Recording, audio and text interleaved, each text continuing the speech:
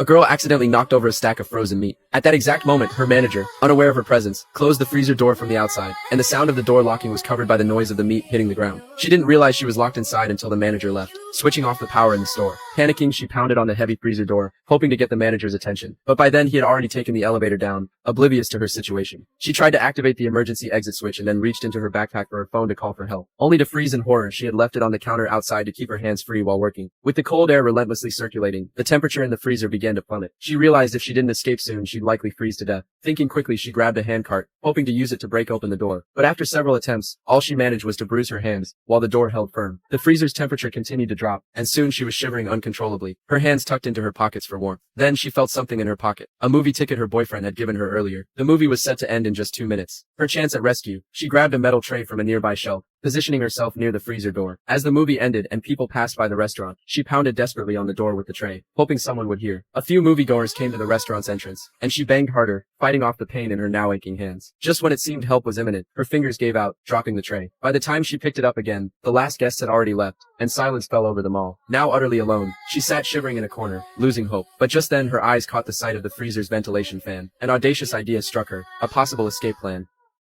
So the girl decided to try saving herself again. She tore the cardboard box into 2 square pieces. Then she dragged her injured body up the ladder. The cold wind cut her face like blades. With trembling hands, she still covered the fan with the cardboard. Then she taped it firmly with duct tape. This action was very dangerous. A slight mistake could make her slip from the ladder. Just as the girl was about to fix the second board, the girl tried to reinforce the board again, but the next second,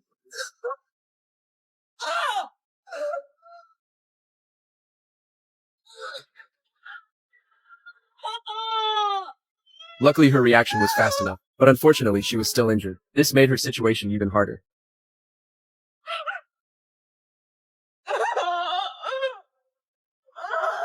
So the girl made a bold decision. She slowly placed her foot between 2 shelves, then slid a piece of cardboard in from the side. She held her breath.